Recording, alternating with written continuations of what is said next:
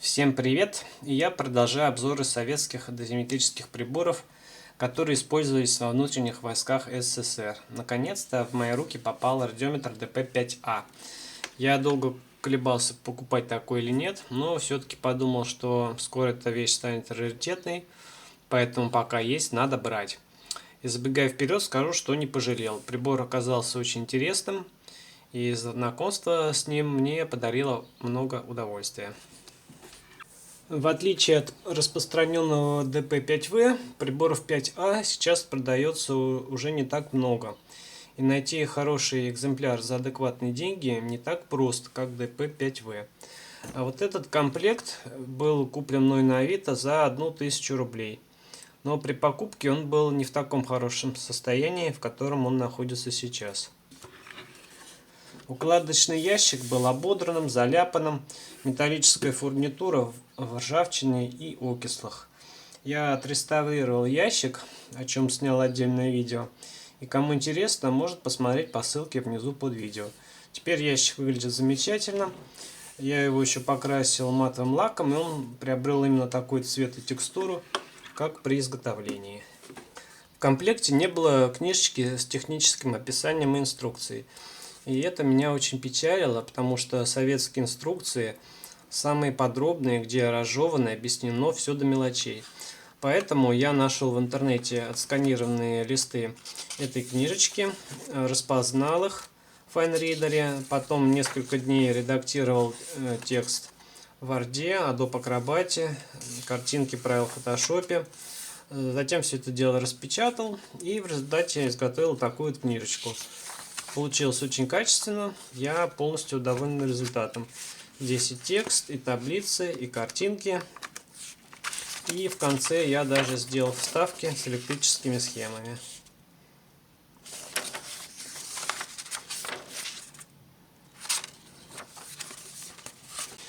И еще в моем комплекте не было отвертки, но это не так страшно, переживем. Зато главное, что сам прибор оказался исправен и в хорошем состоянии.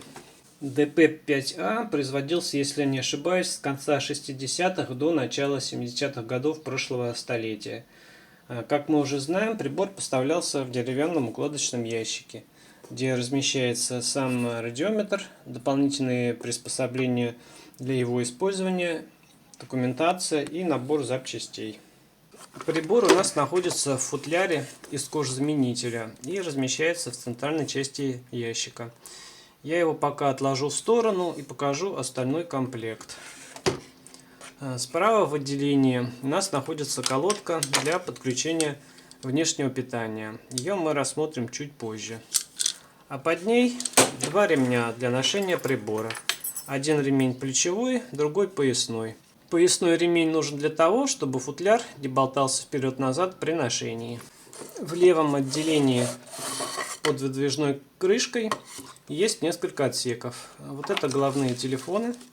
Совершенно необходимая вещь для дозиметриста. По звуку можно очень хорошо ориентироваться в мощности радиоактивного излучения.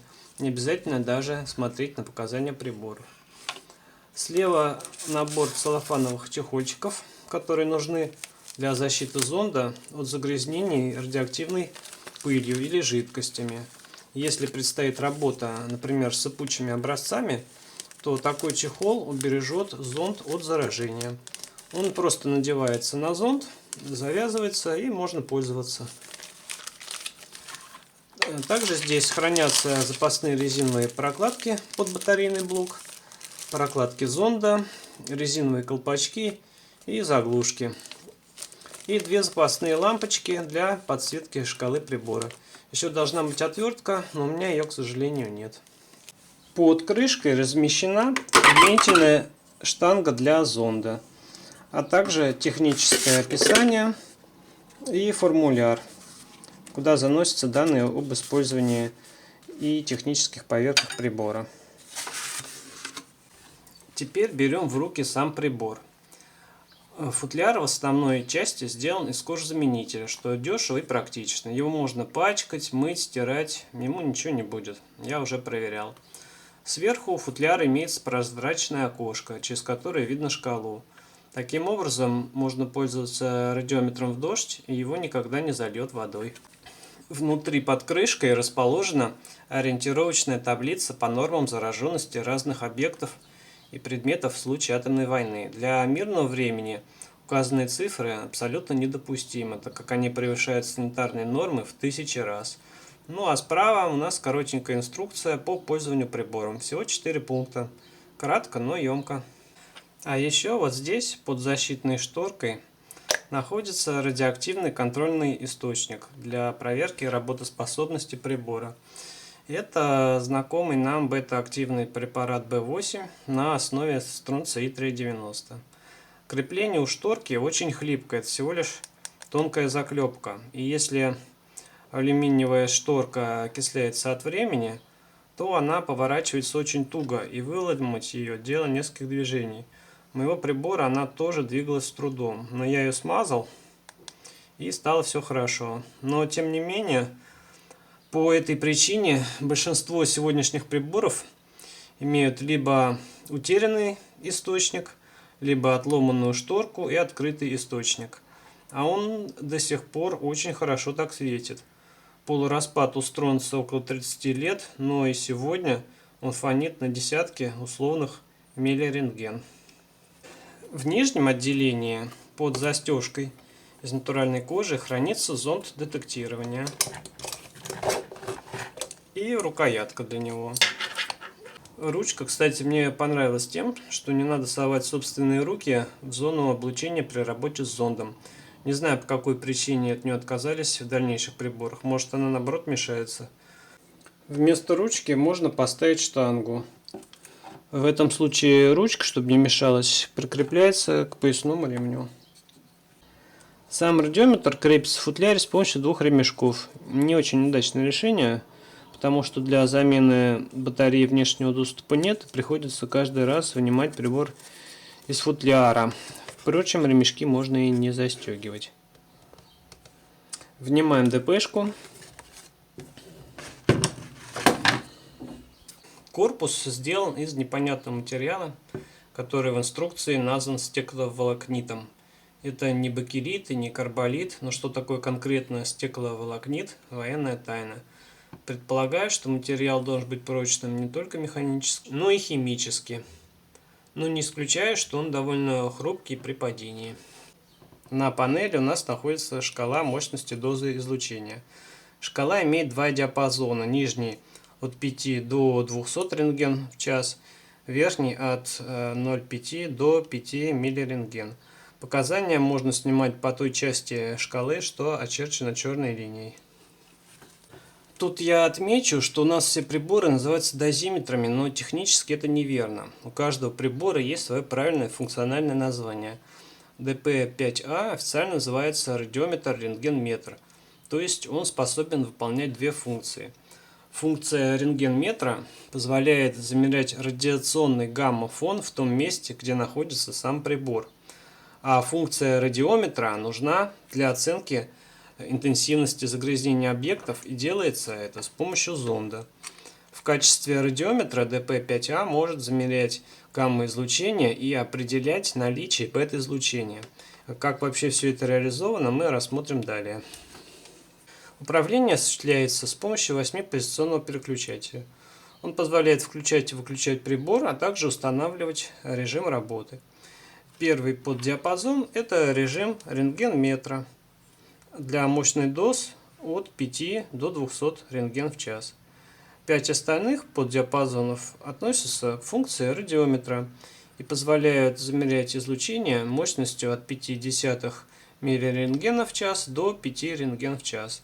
Для этого нужно показания на верхней шкале умножать на соответствующий коэффициент от 1000 до 1,1.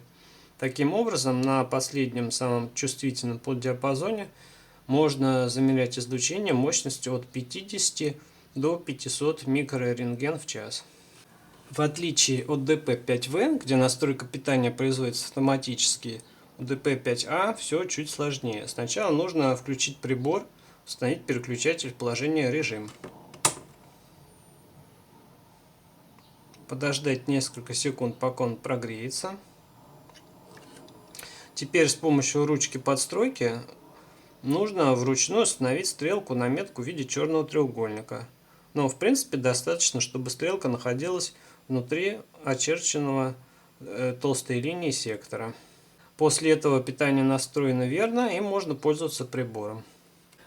Прибор имеет люминесцентную шкалу, она некоторое время может светиться в темноте зеленоватым светом. Для более продолжительной работы есть переключатель, включающий подсветку. Подсветка здесь тоже сделана с помощью двух одновольтовых лампочек, которые находятся под шкалой. В темноте шкала довольно-таки неплохо светится, все видно какое-то время. А подсветка работает вот так. И это теплый ламповый свет.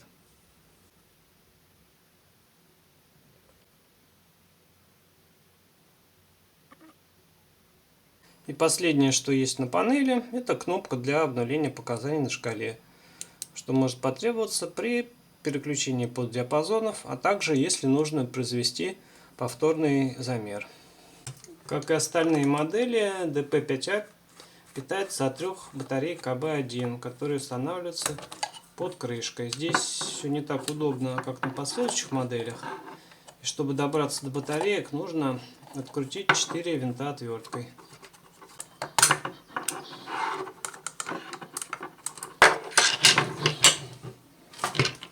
Две батарейки питают электронную часть прибора, а третья – лампочки подсветки. Для длительной работы предназначена колодка для внешнего питания. С ее помощью можно подключиться к источнику на 3, 6 или 12 вольт. Раньше 6-вольтовые аккумуляторы использовались в мотоциклетной технике, а также электрических системах. Напряжение устанавливается с помощью перемычек. Длина кабеля 10 метров. Это очень здорово и дает хорошую мобильность на стационарных постах дозиметрического контроля. Теперь давайте посмотрим на зонд детектирования. Его корпус выполнен из стали, поэтому зонд тяжелый. Он герметичный, выдерживает погружение на полметра. Есть вращающийся экран, с помощью которого устанавливаются режимы замеров. Г – замер гамма-излучения и Б – условный замер бета плюс гамма. В режиме бета открывается окошко для бета-частиц. Надо заметить, что это окошко, во-первых, маленькое, во-вторых, закрыто пленкой, которая хоть и тонкая, но все равно задерживает часть бета-потока. Поэтому прибор умеет лишь определять наличие бета-излучения, но не умеет замерять его количественно. И на шкале даже нет значений для измерения бета-потока. Чтобы разобрать зонд, нужно открутить большую гайку и вынуть плату из корпуса. Здесь мы видим два газоразрядных счетчика ионизирующего излучения. Первый это STS-5. Он предназначен для невысоких доз излучения. В паре с ним на трех последних диапазонах работает малочувствительный счетчик C3BG. Почему вообще нужны тут два счетчика и как это устроено? Счетчики работают в импульсном режиме. Внутри корпуса находится легко ионизирующийся газ. Обычно это неон и аргон с добавлением брома или хлора. На электроды счетчика подается высокое напряжение, которое создает электрическое поле, но внутри камеры ничего не происходит. При попадании в камеру счетчика гамма-кванта или бета-частицы они инициируют лавинный поток электронов от одного электрода к другому. Он происходит очень быстро, какие-то доли миллисекунды. Таким образом порождается импульс тока, который и улавливается электроникой прибора. Но после прохождения импульса требуется определенное время на восстановление электронного равновесия в газовой среде. В течение этого времени счетчик не может реагировать на ионизирующее излучение. И, например, для счетчика SBM20 это мертвое время составляет примерно 190 микросекунд. Поэтому быстродействие счетчика ограничено. Я навскидку не помню точные цифры, но для близкого по характеристикам счетчика SBM20 максимальная скорость счета составляет в районе 420 импульсов в секунду при мощности дозы в 14 миллирентген в час. Получается, что если мощность излучения выше, то счетчик просто начнет захлебываться и терять способность счета. И с ростом мощности дозы будет показывать сильно заниженные значения, приближаясь к нулю. Это называется эффектом обратного хода стрелки. Чтобы такого не случилось, применяется малочувствительный счетчик C3BG, который работает совместно с STS-5 и выравнивает дозовую характеристику прибора. Помимо счетчиков, здесь размещена схема усилителя и нормализатора сигналов на основе двух тиратронов TH4B. Это тиратроны с холодным катодом. Здесь они работают усилителями тока в ключевом режиме, аналогично современным транзисторам. Но, тем не менее, это ламповая техника. Теперь давайте откроем корпус прибора и посмотрим, что там. Для этого нужно открутить всего два винта.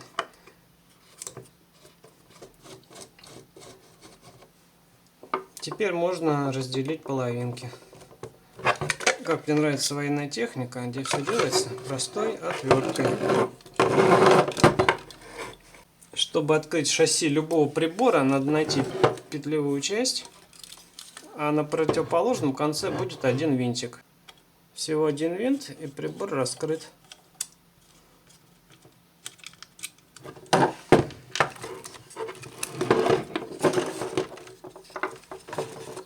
И мы имеем полный доступ ко всей электронной начинке. Обратите внимание, плата не печатная. Здесь везде навесной монтаж на стойках. Прибор очень легко починить, все доступно. Вот здесь у нас регулировочные резисторы для подстройки всех поддиапазонов. Все подписано, где и что. И понятно, без инструкции. В целом набор деталей очень простой. Это резисторы, различные конденсаторы, трансформатор, селеновые выпрямители, один транзистор, стабилитрон. Судя по маркировке на деталях, мой DP5A 71 года выпуска. И он до сих пор работает. Никакого ремонта не потребовалось. Я просто его купил, поставил батарейки, включил, и он заработал. Более того, я недавно за 500 рублей приобрел еще один DP5A про запас на запчасти. Он был в не очень хорошем состоянии, грязный, в земле, с мутным стеклом.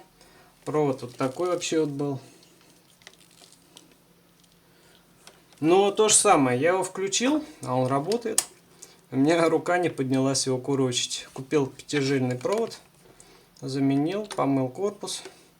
Почистил внутри стекло, и все, прибор в порядке. Будет жить в моей коллекции.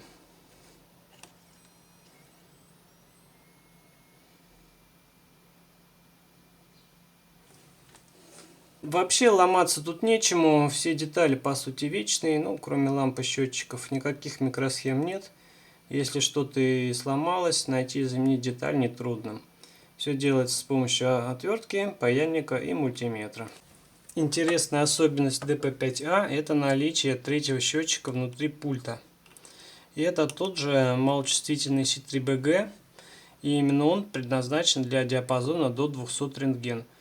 Помните, я говорил о функции рентгенметра? Так вот, это как раз задача данного счетчика. И в отличие от того, что установлен в зонде, вот этот счетчик работает не в импульсном, а в токовом режиме.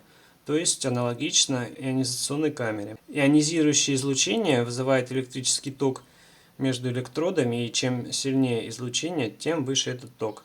Такой счетчик есть только в модели DP5A. В последующих моделях его уже нет.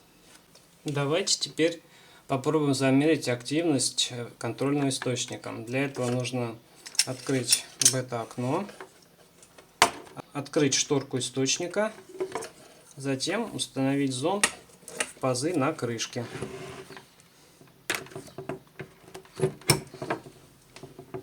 Теперь включаем прибор.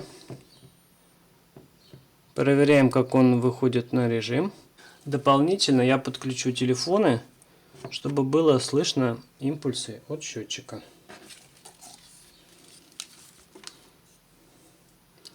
Перевожу переключатель в последний поддиапазон.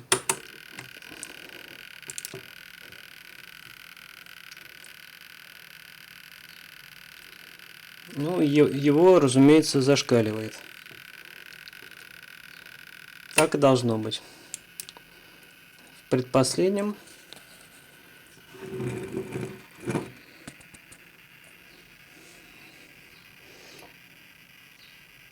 то же самое.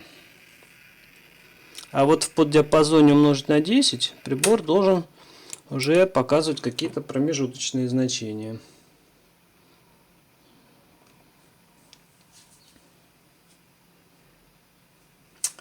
Так оно и есть. Нужно немного подождать. И вот мы уже видим, как стрелка приближается к какому-то значению. Ну, примерно 14 условных миллирентген в час. Это, как мне кажется, многовато, поскольку прибор уже 50 лет и прошло уже 2 полураспада стронция. Но я не калибровал этот поддиапазон, так что он, скорее всего, врет. Теперь посмотрим, как DP5A реагирует на слабые источники излучения. Вот этот совсем маленький и слабенький, это датчик дыма с америцем 241. Вообще этот изотоп америца это альфа-излучатель, а альфу счетчик не видит. Но продукт его распада нептуний 237, который помимо альфа-частиц испускает еще и гамма-кванты. Ну вот видно, как стрелка движется, и щелчки в телефонах тоже слышны.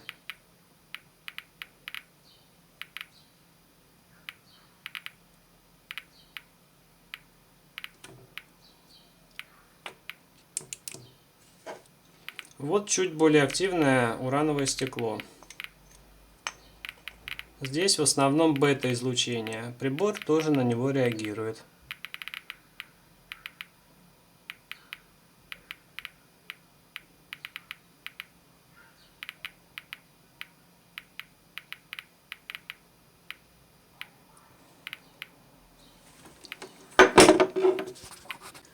Ну и под конец давайте посмотрим, как он обнаруживает гамма-лучи.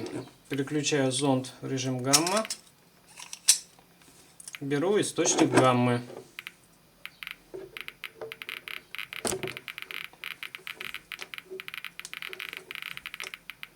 Гамма-лучи спокойно проходят сквозь сталь и регистрируются счетчиком.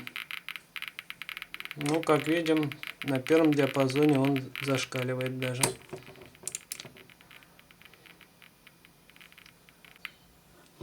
В общем, прибор офигенный. Я с удовольствием с ним повозился. Это настолько приятно погрузиться в прошлое, когда не было никаких светодиодов, жидкокристаллических экранов, микросхем. Здесь простейшая неубиваемая электроника, лампочки накаливания в подсветке с теплым светом.